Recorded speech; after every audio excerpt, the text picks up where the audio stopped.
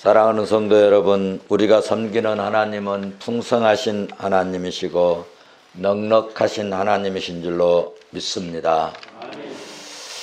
지금 참 안타까운 일들이 우리 이 땅에 많이 일어나고 있습니다. 전쟁이 일어나고 또 우리 나라에서는 또 이렇게 기도하실 때 말씀하신 것처럼 산불이 나서 통제되고 또 민가까지 불이 타고 걷잡을 수 없이 불이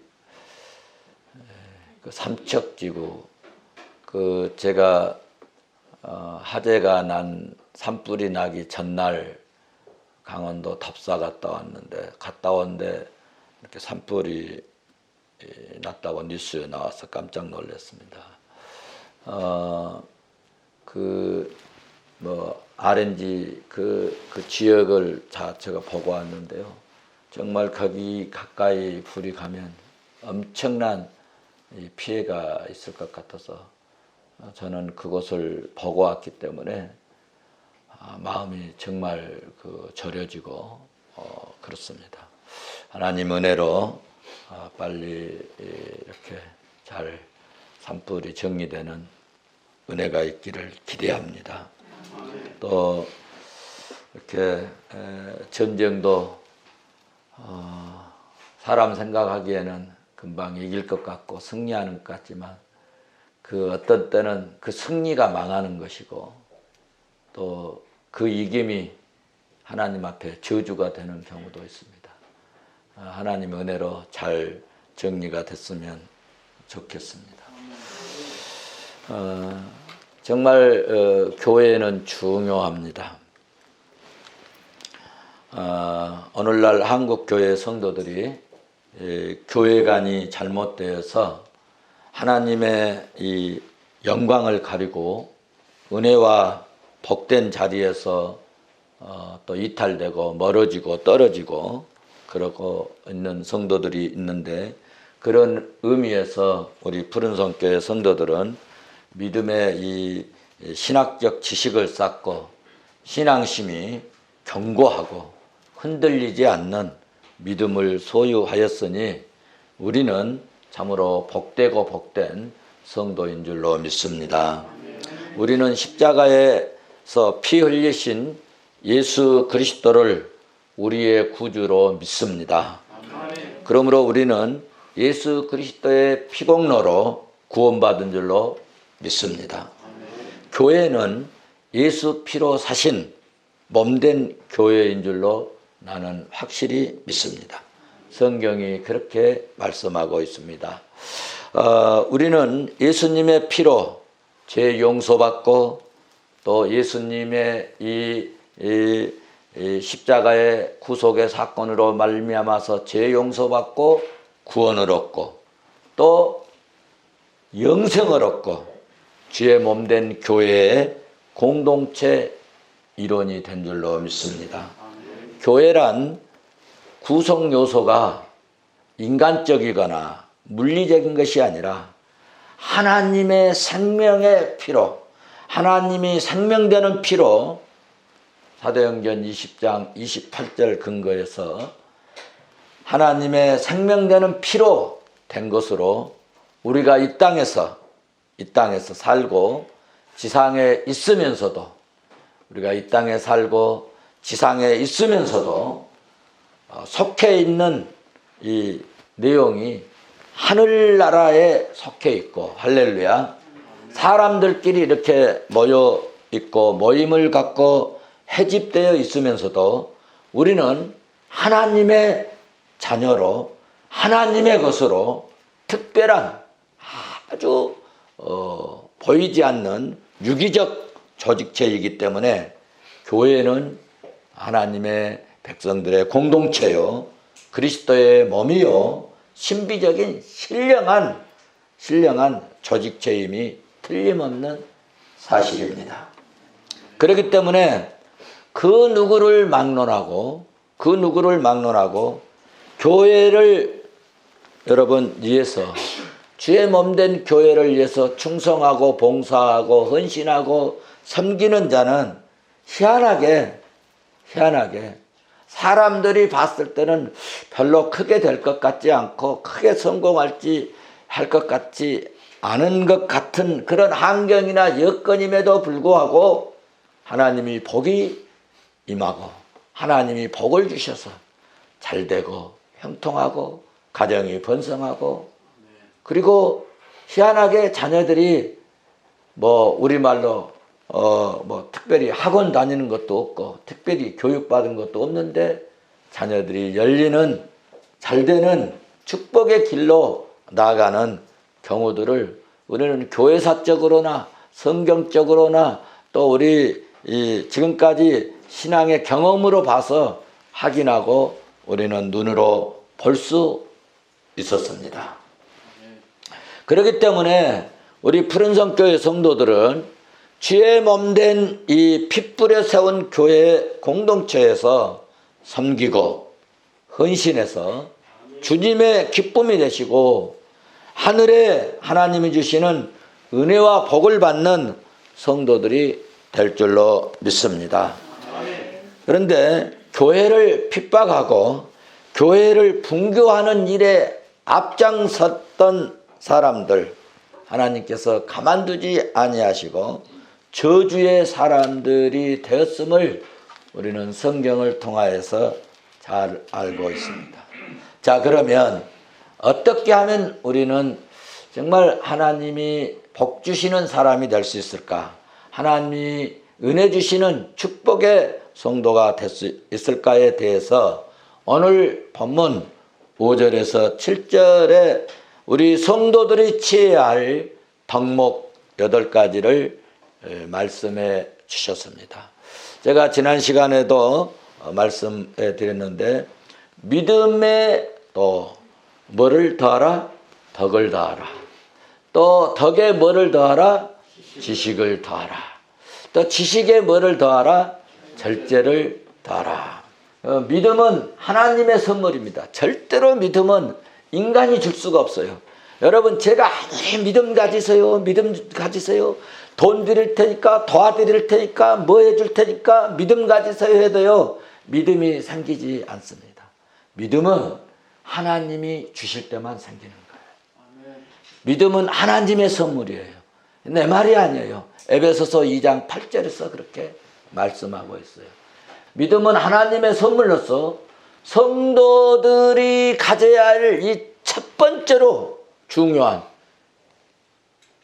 축복으로 가는 관문이라고 그럴까요? 구원으로 가는 관문이라고 그럴까요? 영생 얻는 관문이라고 그럴까요? 가장 기본이 되는 것이 믿음입니다. 이 믿음은 반드시 사람의 노력이나 헌신이나 선행이나 어떤 뭐 여건이나 돈이나 명예나 권력으로 얻는 것이 아니라 철저하게 하나님의 선물인 줄로 믿습니다. 참고하시면 되겠어요.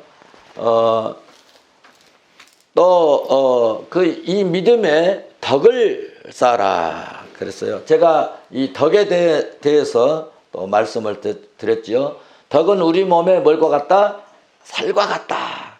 뼈대만 이렇게 있어가지고는 아름답지 않다. 건축도 뭐 뼈대만 있으면요, 그 나간 집 같고 불난 집 같고 막 희한하게 보기도 싫고 그 뭐 집 살다가 그냥 그 사람들이 안 사는 그런 희한한 흉가 같고 정말 보기가 좋지 않습니다.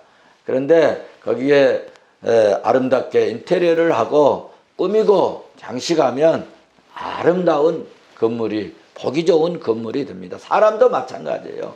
뼈대만 항상하면요 볼품이 없어요. 그래서 우리 성도들은 적절하게 이렇게 뼈에 살이 붙고 그래서 참 모두가 다 아름답고 멋있고 예쁘고 하나님 보시기에 좋은 명품인 줄로 믿습니다. 어쨌든 이 덕은 이렇게 미를 만들어주고 또 이렇게 그 살 같은 그런 역할을 한다, 신앙에서도. 그 다음에 이 덕의 지식을 지난 시간에 말씀드렸어요. 지식은 뭐 온 신경과 같다고 그랬어요. 그래서 이 말을 듣는 거, 이 지식을 아는 거에 따라서 온 몸이 달라진다는 거 제가 음악을 통해서 그 예를 들어서 말씀드렸고, 그 다음에 이 지식에 뭐가 있어야 되느냐? 절제가 있어야 됩니다. 절제. 이 지식의 절제, 이 지식의 절제가 더해야 되는데, 이 지식의 절제는 균형이 잡힌 신앙 생활이라 할 수 있겠는데, 우리 몸에 뼈대가 있지만 또 이 뼈대가 딱 반듯하게 쫙 이렇게 있는 게 아니라, 이 뼈대, 이 손가락에도 뼈가 있잖아요. 뼈대마다 또 다리에도 뭐 뼈가 있잖아요. 그런데 하나님께서 얼마나 정교하게 만드셨는지, 필요할 때 쓰라고 중간에 뭘 만들어 놓으셨느냐? 마디마디를 주셨어요. 만약에 손가락에 이 뼈대가 딱 반듯해 있으면요, 이 아이사스 뭐 이거 단추 잠글 때 얼마나 힘들겠어요. 뭐 집을 때 얼마나 힘들겠어요. 딱 걷어갖고 안 집어지잖아요. 그런데 이 마디가 있어가지고 필요할 때는 딱 잡아다녀라. 마디가 이거 움직여주는 거야. 그래, 이 마디가 있는 게 얼마나 중요한지 몰라요. 그런데 이 지식의 절제는 마디와 같다, 마디. 할렐루야. 이 뼈마디 때문에 이 팔을 펴야 될 때는 탁 펴기도 하고, 또 오므려야 할 때는 오므려지고, 그래서 우리 몸이 아주 잘 활동적일 수 있고, 잘 그 편리하게 삶을 살아갈 수 있도록 이렇게 했다는 거예요. 자, 쉽게 말씀드리면 신앙생활에서도 우리 몸에 어쩔 때는 이 뼈대가 있지만 또 아무 때나 이게 막 움직여버리면 안 되잖아요. 어쩔 때는 이 신앙생활에 있어서 목에 칼이 들어와도 진리 문제만큼은 여러분 죽더라도 여러분 움직이지 않고 지켜내고 굽히지 않아야 됩니다. 이 뼈가 말이죠. 이 중간에 만약에 확 휘어져 버리면 뭐 들 때 말이죠. 어떻게 되겠어요? 뭘 딱 들고 있는데 휘어져 버리면 어떻게 됐어요? 아무것도 못하는 거죠. 그래서 우리가 뭐 우상 숭배를 한다든가 또 어떤 이 정의로운 일에 굴복하면 안 되는 것입니다.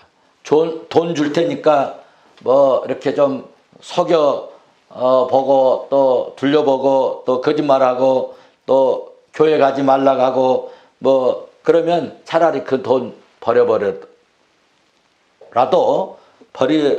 버리고 포기하더라도 교회를 나오고 진리를 지키고 믿음을 지키고 정의롭게 사는 것이, 그것이 여러분 뭐라고 그랬죠? 지식의 절제를 하는 것이다는 말씀입니다.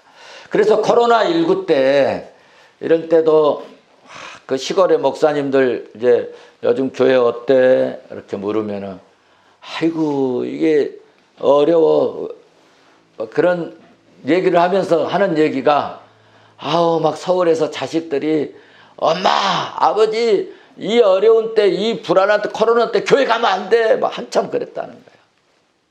교회 가면 안 돼.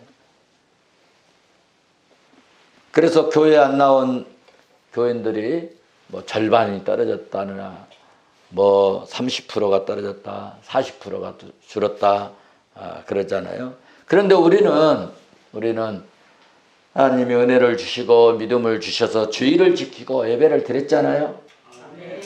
또 식사 문제도 자, 밥을 먹어야 되냐 먹지 말아야 되냐, 이런 것은 진리가 여러분 아니기 때문에 먹을 수도 있고 안 먹을 수도 있고 먹어도 되고 안 먹어도 되는 거예요. 그런데 이것 가지고 왜 밥 먹냐고 막, 여러분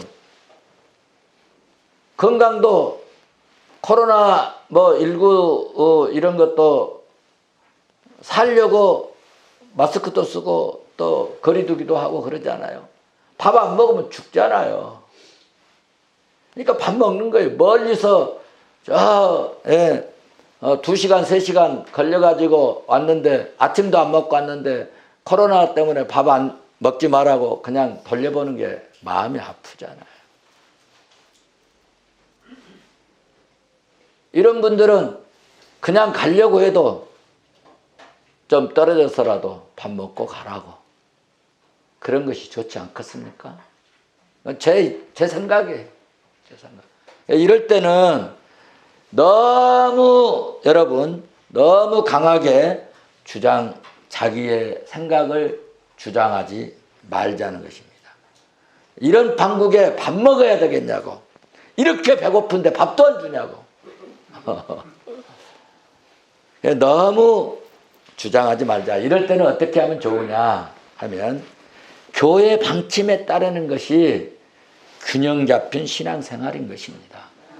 교회에서 먹자고 하면 먹고 또 오늘은 그냥 가라고 하면 그래 내가 밥 한 끼 금식도 할 수 있는데 밥 한 끼 안 먹었다고 뭐 큰일 나냐 하고 또 그냥 가고 그것이 균형 잡힌 신앙생활이라는 것입니다. 그래서 지식에 절제를 할 줄 알아야 돼요.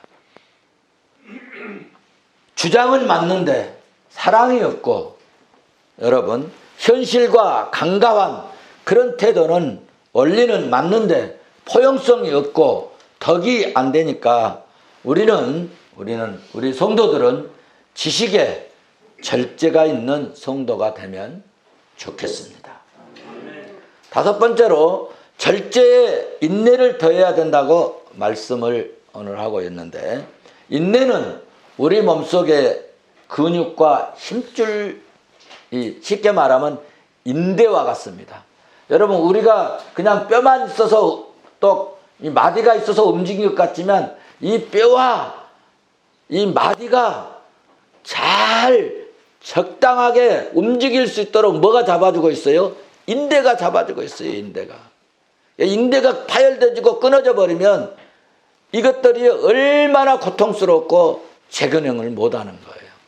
그래서 성도에게 있어서는요, 이 절제에 인내가 있어요.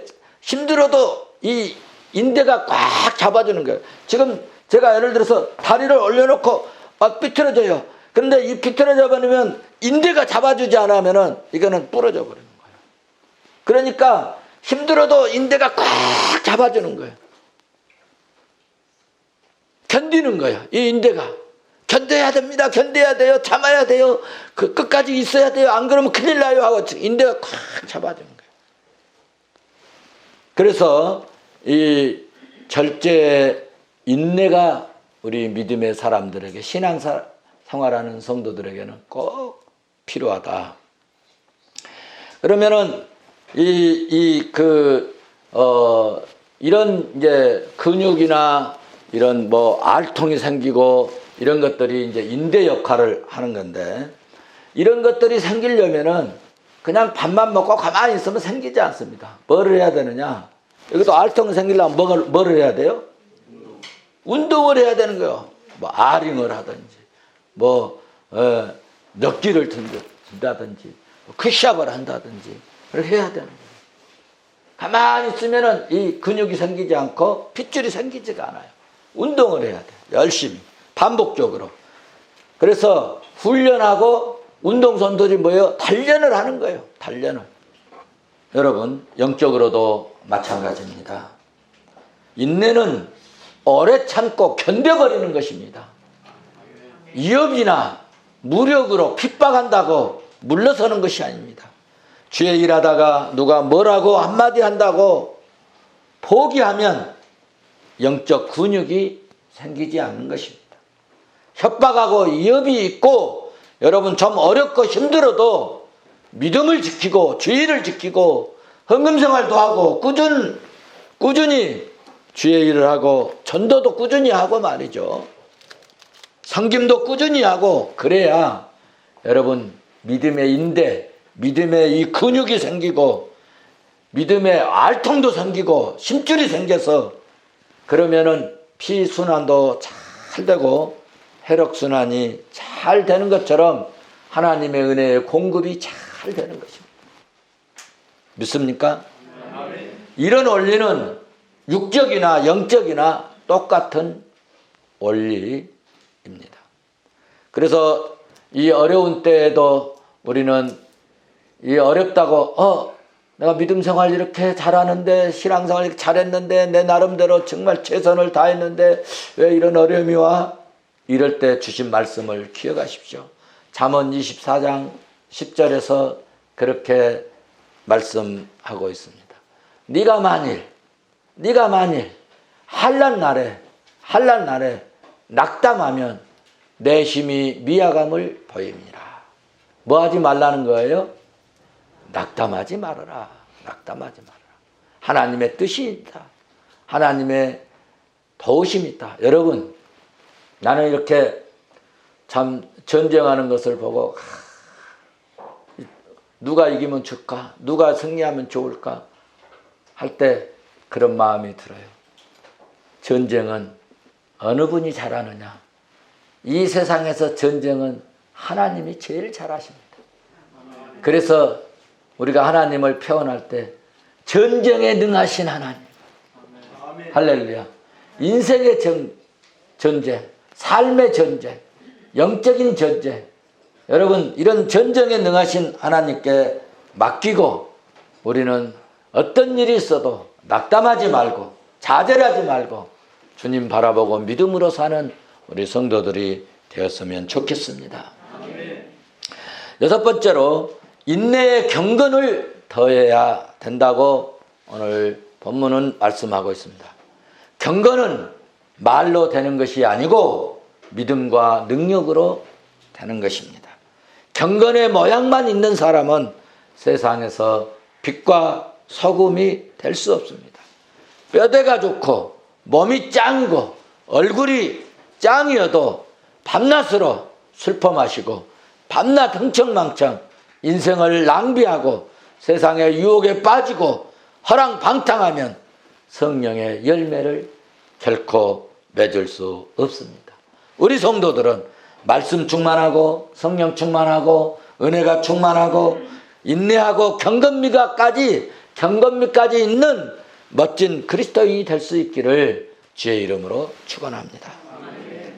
일곱 번째는 경건에 뭘 더하라? 형제 우애를 더하라고 말씀하고 있습니다. 경건 우애가 하나님에 대한 헌신이고 하나님에 대한 신앙심이라면 형제 우애는 인간을 위한 희생과 봉사와 형제자매의 이 친절미 사랑을 베푸는 것입니다. 내가 믿음으로 살고 또 이 잘해도 말이죠. 형제들이 나를 싫어하고 또 형제들이 나를 거부하고 또 뭐 괜히 미워하고 말이죠. 믿음으로 산다고. 그러면 어쩔 수 없겠지만은 혹시 내가 형제들과 화해할 그런 오해할 일이 있고 잘못한 것이 있으면 제단에 애물을 놔두고 애물을 들이다가도 애물을 놔두고 먼저 형제와 화해하라고 예수님께서 마태복음 5장에서 말씀을 하셨지 않습니까? 이런 말씀을 우리는 기억하고 형제와 우애하는 것도 믿음의 덕목임을 기억하고 사람과의 관계도 주님께 하듯 대인관계도 잘하는 저와 여러분이 될 수 있기를 바랍니다. 자기만 생각하면 여러분 좋은 우애의 관계를 계속 지속하기가 어렵습니다. 마지막 여덟 번째, 형제 우애에 뭐를 공급하라? 사랑을 공급하라. 한번 받아서 합시다. 형제 우애에 사랑을 공급하라. 사랑이 뭐냐 할 때 여러분 사랑이 뭡니까? 사랑은 노래가 있잖아요. 눈물의 씨앗이라고. 그런데 성경은 뭐라고 말하느냐? 사랑은 고린도전서 13장에 있지만 오늘 본문에서는 베드로 사도가 사랑을 이렇게 정의해 놨습니다. 사랑은 허다한 죄를 덮느니라. 사랑은 뭐를 덮는다고요? 허다한 죄를 덮느니라. 그래서 우리 몸은 이 사랑이 우리 몸에 뭐가 같으냐? 피복, 이 가죽과 같아요. 그래서 이 우리 몸의 이 뼈대 속에 있는 모든 것을 우리 가죽, 이 피복이 다 우리 몸을 덮어줍니다. 그래서 베드로 사도는 사랑은 우리 모든 허물을 덮는다라고 말씀을 했습니다. 여러분, 드러내는 것도 중요하지만 뭐 의롭다고 해가지고 드러내는 것도 중요하지만 덮어주는 것이 더 중요합니다. 의사가 만약에 암을 제거하기 위해서 아픈 부위를 다 째냈어요. 이 암이 걸렸어요. 아픈 부위를 째냈어요. 그리고 덮지 않는다면 어떻게 되겠습니까? 덮어주는 자가 복 있는 자입니다. 하나님께서 홍수 심판을 통해서 세상을 다 멸하시고 이제 하나님께서 은혜 주셔서 노아가 구원받고 하나님의 은혜로 농사를 짓기 시작했습니다. 포도 농사가 잘 되었습니다. 줍을 짭니다. 포도주를 만들었어요. 너무너무 이 포도즙 짜고 포도주를 잘 만들어서 너무너무 이 포도주가 잘 돼서 맛을 보고 하다가 너무 많이 마셔가지고 이제 포도주에 취해버렸습니다. 열이 났는지 집안에서 옷을 홀딱 다 벗습니다. 벗어 제끼고 벌거벗고 잠을 잡니다. 이 내용이 창세기 9장에 기록하고 있습니다. 20절에서 21절 봐보십시오. 창세기 9장 20절 보시면 노아가 농사를 시작하여 포도나무를 심었더니 21절 보시면 포도주를 마시고 뭐해서 취하여 그 장막 안에서 벌거벗은지라. 벌거벗었습니다. 그렇습니다. 노아가 벌거벗고 이렇게 포도주에 취해서 잠을 잤습니다. 아버지가 돼가지고 이게 뭡니까? 수치스러운 모습이죠. 아버지가 좀 경건한 모습으로 좀 좋은 모습으로 이렇게 주무시고 해야 될 때 이게 참 벌거벗고 홀랑벗고 말이죠. 잠을 자는 것이 아버지의 허물이고 좀 수치스러움이죠. 그런데 이 가정에 노아의 아들 셋이 있었는데 세 아들 중에 둘째였던 함이 그것을 먼저 보고 밖에 나와가지고 형들아 동생아 우리 아버지 좀 봐라 아버지 좀 봐 하고 막 소리를 지르고 데리고 와서 보러 간 거예요. 그런데 큰형 셈 그리고 막둥이 아들 야벳은 그 아버지의 모습을 어떻게 했느냐 23절에 말씀하고 있습니다. 우리 23절 같이 한번 보실까요? 셈과 야벳이 옷을 가져다가 자기들의 어깨에 메고 뒷걸음질 가서 그들의 아버지의 하체를 덮었으며 그들의 얼굴을 돌이키고 그들의 아버지의 하체를 보지 아니하였더라. 아버지의 부끄러운 그 수치스러운 모습을 셈과 야벳 큰아들과 이 막둥이 아들이 가서 조용히 덮어드렸습니다. 그 결과 어떻게 됐을까? 작은 아들에게는 둘째 아들에게는 24절 봐보세요. 24절 노아가 술에 깨어났습니다. 그의 작은 아들이 자기에게 행한 일을 알았습니다. 그리고 25절에서 보시면은 그 작은 아들에게 저주를 합니다. 그리고 이 셈과 막내 야벳에게는 어떻게 하시느냐? 26절 봐보세요. 26절 보면 또 이르되 셈의 하나님 여호와를 찬송하리로다. 가나안은 셈의 종이 되고 27절 하나님이 야벳을 장대하게 하사 셈의 장막에 거하게 하시고 가나안은 그의 종이 되게 하시기를 원하라. 허물을 드러냈던 이 아들은 종노릇하게 하고 허물을 가리웠던 이 큰아들 야벳과 셈과 야벳에게는 장대하게 하는 축복을 주셨습니다. 사랑하는 성도 여러분, 오늘 본문에서 말씀합니다. 오늘 주신 덕목을 행하면 여러분 세상에 어떤 일이 있어도 실족하지 않는다는 것입니다. 여러분 오늘 본문으로 한번 돌아가 보시겠습니다. 오늘 본문에 가서 보시면 1장 여러분 10절을 보십시오. 오늘 본문 베드로전서 베드로후서 1장 10절을 보면 같이 봅니다. 그러므로 형제들아 더욱 힘써 너희 부르심과 택하심을 굳게 하라. 너희가 이것을 행한즉 언제든지 실족하지 아니하리라. 할렐루야.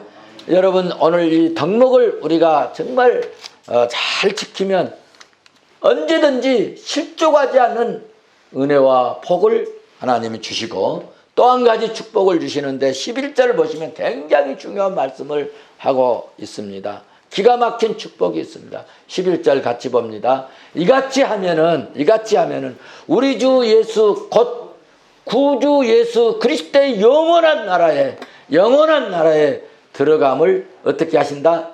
넉넉히 너희에게 주시리라. 할렐루야. 이같이 하면 우리 주 예수 그리스도의 영원한 나라에 들어가는데 넉넉히 들어가도록 은혜를 주시겠다. 이 말씀은 무슨 말씀이냐 하면 우리가 덕목을 이 8가지 덕목을 잘 지키면 말이죠. 세상에 어떤 미혹이 있고 유혹이 있고 어려움이 있고 세상에 악의 세력이 불의의 세력이 반치고 어둠의 세력이 반을 치고 미혹할지라도 반드시 하나님 나라에 기어코 들어가고야 만다는 그런 말씀입니다. 그러니 오늘 베드로 사도가 주신 이 8가지 덕목은 우리 믿음 생활하는 사람들에게는 매우 중요한 교훈의 말씀입니다. 여러분 신앙생활하면서요, 여러분 내 성질대로 하지 마세요. 오늘 주신 덕목을 따라서 신앙생활하면 좋겠습니다. 그러면 정말 좋은 성도가 되고 좋은 믿음의 사람이 되고 하나님 보시기에 기쁨의 종들이 되고 교회를 은혜롭고 평안하게 갈 수 있고 이것도 가정에서 이것을 적용하면 정말 행복한 가족의 구성원이 될 줄로 믿습니다. 결론입니다. 우리 푸른성교회 공동체 이 성도들은 이 공동체 일원으로서 정말 넉넉한 이 믿음의 덕목을 소유하는 품격 있고 이 존귀한 그리스도인이 되면 좋겠습니다. 그렇게 되기를 주의 이름으로 축원합니다.